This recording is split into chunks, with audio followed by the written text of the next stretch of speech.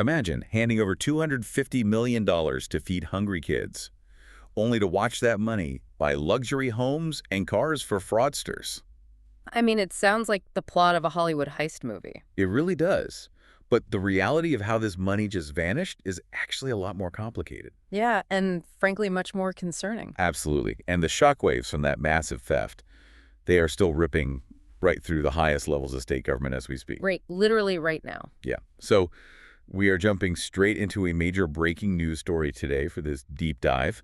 Just yesterday, Minnesota Governor Tim Walz abruptly removed his top human services official from her leadership role. A woman named Shireen Gandhi, right? Yes, Shireen Gandhi. He demoted her just one single day before she was scheduled to sit down and face a pretty grueling public confirmation hearing. Wow.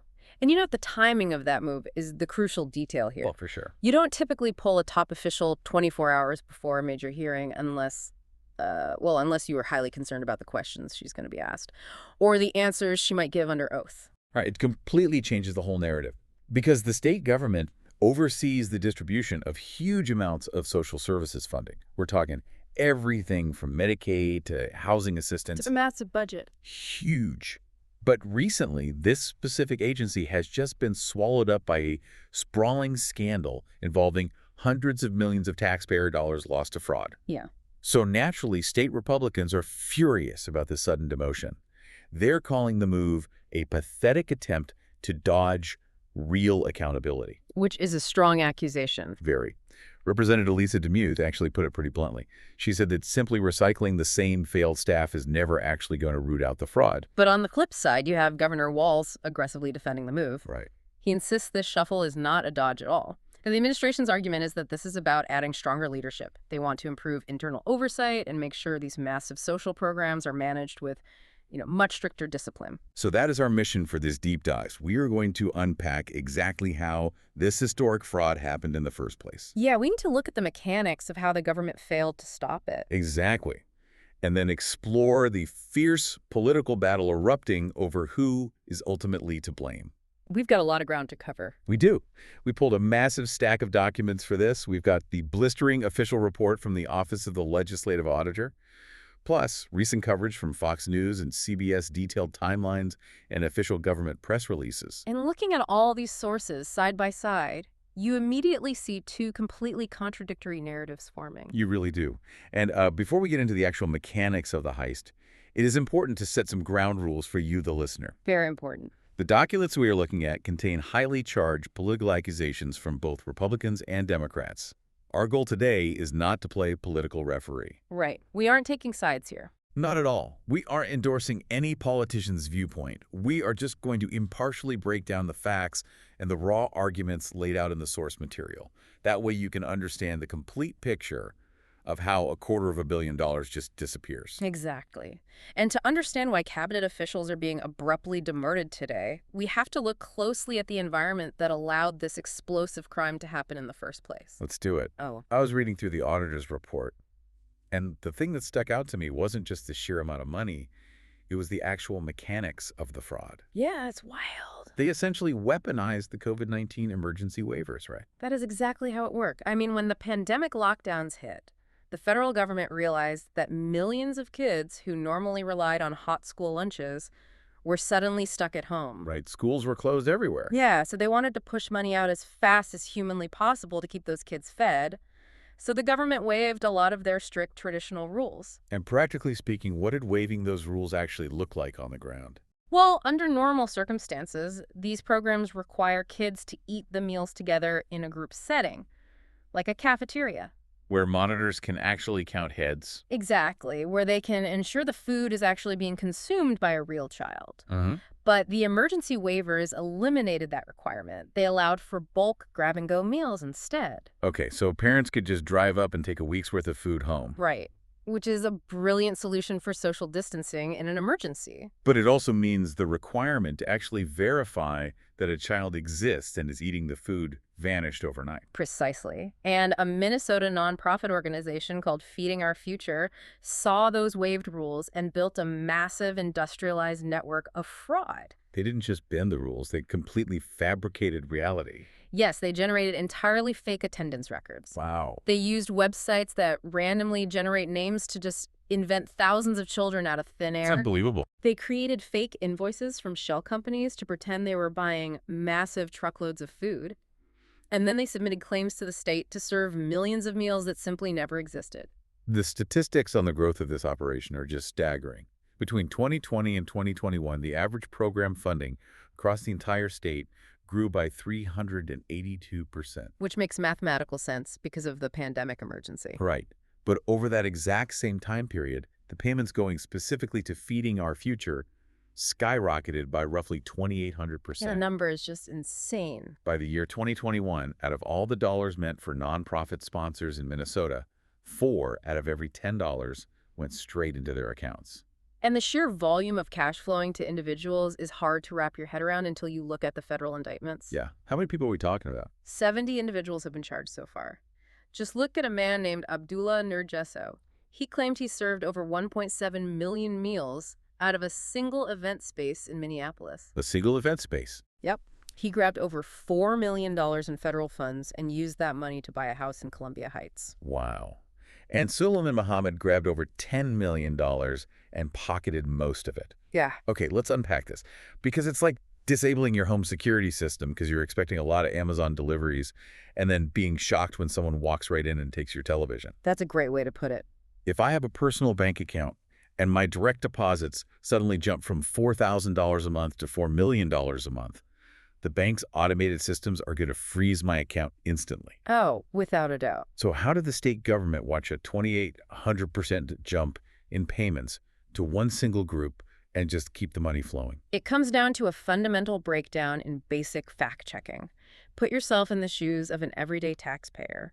Think about how aggressively the IRS audits your personal taxes over a tiny discrepancy. Oh yeah, if you claim a few $100s in weird business expenses, they freeze the whole process and demand receipts. Exactly. Now contrast that with the state government, which was processing hundreds of millions of dollars here without picking up the phone to verify a single invoice. And that lack of verification leads us directly into the blistering report from the Office of the Legislative Auditor. Yeah, their special review. Right, their review of the Minnesota Department of Education.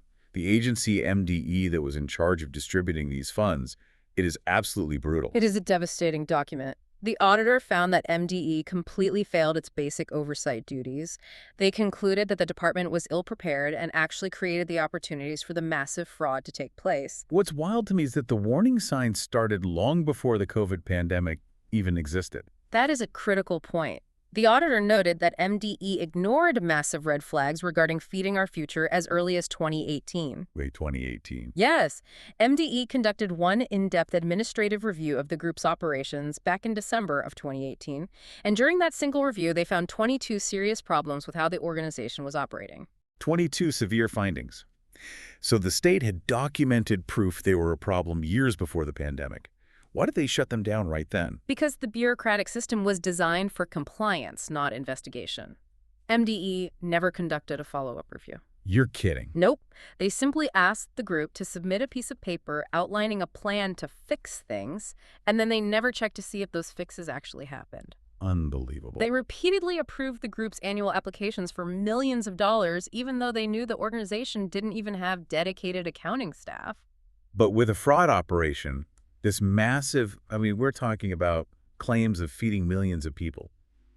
Someone in the community had to notice that there weren't massive lines of kids getting food. Oh, people did notice. Between 2018 and 2021, MDE received at least 30 formal complaints from the public about feeding our future. 30 complaints. Yeah, people were calling in to report fake distribution sites, kickbacks, and just chaotic operations. So they had 22 audit findings and 30 public complaints. What was the agency doing with all this information? Well, in some of the most baffling instances, the auditor found that MDE actually asked Feeding Our Future to investigate the complaints about itself. Wait, walk me through that logic. The state receives a complaint that a nonprofit is stealing money, and the state forwards the complaint to the nonprofit and asks them if it's true. Essentially, yes. When MDE did attempt to look into things, they often relied entirely on unverified written statements from feeding our future's executive director. They didn't send inspectors out. No, they didn't do independent fact-finding. In one specific case, MDE noticed that one single distribution site claimed it had the capacity to serve as many meals as the entire St. Paul Public School District. Which is mathematically absurd. Right, and when the group didn't provide a logical explanation, MDE still didn't drive over to the site to look at it with their own eyes. I just can't fathom the paralysis. Why didn't the agency just use their legal authority to turn off the cash flow? The department offered a very layered bureaucratic defense for their inaction. First, they pointed to the pandemic itself.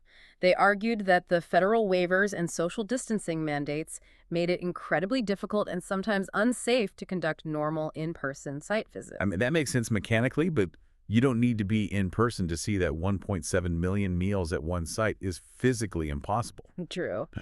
Their second defense was aimed at the federal government. They claim the USDA failed to provide clear written guidance on how to interpret these new chaotic emergency rules. Okay. But their biggest defense, and the one that really paralyzed the agency, was the threat of lawsuits. The fraudsters were suing the state to keep the money flowing. Yes.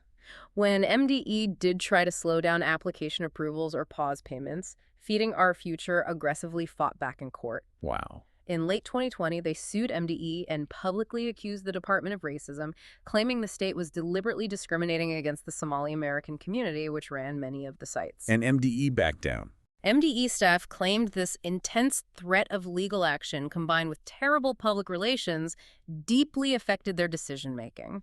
And the lawsuit actually gained traction, right? It did. In June of 2021, a judge actually found the state agency in contempt of court for moving too slowly on the applications. You have got to be kidding me. No, the judge ordered the department to pay the nonprofit $47,500 in fines and legal fees. So you have state workers who are trying to tap the brakes on suspicious payments, and they end up getting fined by a judge for not handing the money over fast enough. It was a highly pressured environment. But what's fascinating here is that the state auditor completely rejected every single one of those excuses. Really? Yes, the auditor's final report was uncompromising. It stated that MDE always had the authority and the legal obligation to stop the fraud regardless of lawsuits or waivers. So what was the real problem then, according to the auditor? The problem was that the department lacked legal counsel to help them fight back in court. And they relied on child nutrition administrators to do the job of trained forensic fraud investigators. Ultimately, the auditor concluded that the agency's total inaction laid out a welcome mat for organized crime. And because the government completely failed to stop $250 million from vanishing, a massive political firestorm has erupted. This isn't just a local Minnesota issue anymore. The fallout has reached the halls of Washington, D.C. Right. And this brings us directly to the House Oversight Committee hearing, where Governor Walz and the state's Attorney General Keith Ellison faced hours of incredibly intense, hostile questioning. Yeah, let's look at the arguments from both sides of the aisle. The Republicans on the committee went on the absolute offensive, treating this as a massive failure of executive leadership. They did not hold back. Not at all. Representative James Comer, the chair of the committee, led the charge. He explicitly accused Walz and Ellison of lying about what they knew and actively covering up evidence of the fraud to protect their administration. So the accusations went beyond just incompetence. They were alleging active obstruction. Precisely. And then you had Representative Tom Emmer, who was after Attorney General Ellison with a very specific allegation. Emmer accused Ellison of an illegal quid pro quo. Which means what exactly in this context? He laid out a theory that Ellison actively obstructed the state's fraud investigation in exchange for political campaign donations from individuals connected to the scheme. Wow, that is a very specific, high-stakes allegation of corruption. Very high stakes. And the scrutiny went beyond just the food program. Representative Nancy Mace demanded answers on a concept she called Minnesota math. Minnesota math. Yeah, she pointed out that state spending on autism programs, which is another area funded by Medicaid that has been hit hard by fraud, jumped from $1 million in 2017 to $343 million in 2024. That is quite the jump. She wanted the governor to explain how a 34,000% jump made any logical mathematical sense without massive underlying fraud. So we have allegations of cover-ups, bribery, and systemic failure. How did the Democratic leadership respond to those attacks under oath? Well, Governor Walz took a very firm defensive stance. He admitted right out of the gate that the massive fraud happened on his watch. He owned the administrative failure. Okay. But he strongly denied the Republican accusations that any state employee did anything illegal or that anyone in his administration engaged in intentional malfeasance. The core of his defense was essentially, yes, our systems failed to catch the robbers, but we were not driving the getaway car. And they didn't just play defense, they actually pointed the finger right back at the previous federal administration in Washington. They did. Both Walz and Ellison argued that the Trump administration's immigration policies directly hindered the state's ability to fight fraud. They specifically pointed to a federal initiative called Operation Metro Surge. Now, that connection might sound confusing at first. How does immigration enforcement tie into local social services fraud? It's all about the allocation of resources. Walz and Ellison argued that the Trump administration flooded Minnesota with federal agents under the guise of fighting fraud.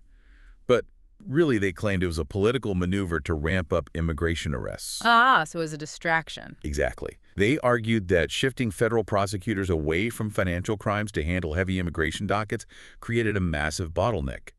According to the Democrats, this distracted. The U.S. Attorney's Office hampered ongoing white-collar fraud investigations and ultimately allowed the fraudsters to operate longer. Interesting. Yeah, Ellison testified that Operation Metro Surge did absolutely nothing to address fraud in the state, but instead actively harmed their enforcement capabilities. So you essentially have two completely polarized realities colliding in one committee room. One side sees deliberate corruption and a cover-up, while the other side sees an unprecedented crisis exacerbated by federal interference. And that brings us right back full circle to our breaking news hook today. Governor Walz is trying to project that he is taking aggressive action to fix the broken system right now. Right, the new appointments. Yep. He recently appointed a new director of program integrity, a man named Tim O'Malley, to build a brand new statewide fraud prevention program. And the governor has ordered sweeping new audits. But Republicans look at the administration's latest maneuvers, specifically demoting Shireen Gandhi right before she was supposed to answer hard questions at a public hearing, and they argue it proves the administration still refuses to face real accountability. Right. They view it as a political shell game, shuffling the bureaucrats around to protect the governor while avoiding the underlying rot. You know, if we connect this specific political battle to the bigger picture, the fallout from the Feeding Our Future scandal has deeply tainted the public's trust in everything the state does. How so? Like beyond just the food programs? Yes. When citizens watch $250 million easily vanish into thin air, they naturally start scrutinizing every other dollar the state spends.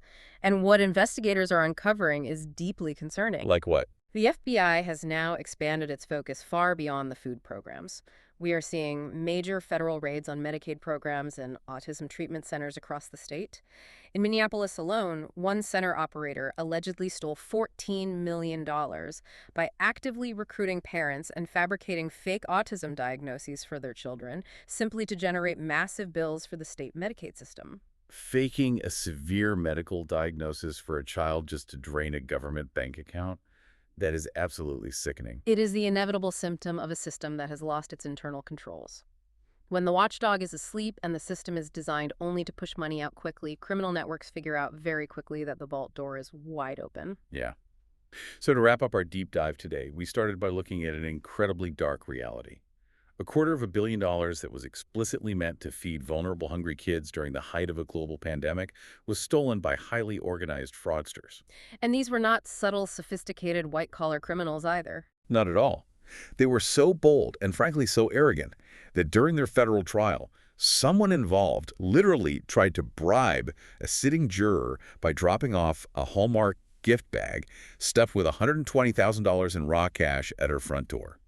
I mean, the audacity of dropping a bag of cash on a juror's doorstep, it perfectly illustrates the level of brazen criminality we're dealing with here. They felt completely untouchable. It is unbelievable.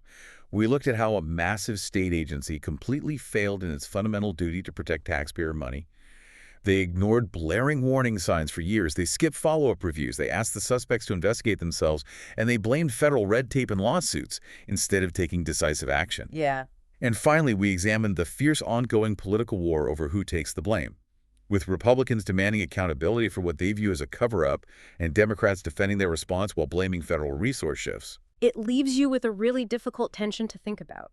When a massive, unprecedented crisis hits like a global pandemic or a catastrophic natural disaster, the government's primary instinct is to push relief money out the door as fast as humanly possible to help people who are in desperate need. Right. In an emergency, speed always becomes the absolute priority. But speed is the enemy of security. Bureaucratic friction, the paperwork, the audits, the delays that we all usually complain about is actually the only defense mechanism against systemic fraud. Exactly. It's the paradox of emergency relief. If emergency spending always outpaces the speed of government oversight, we have to ask ourselves a hard question. Can we ever build a system that moves fast enough to stop the criminals from raiding the vault without moving so slowly that we end up starving the innocent people who actually need the help? That is the big question. Imagine handing over $250 million to feed hungry kids only to watch it buy luxury homes. Yeah. The system fundamentally broke. The question now is, does anyone actually have the political will and the mechanical ability to fix it?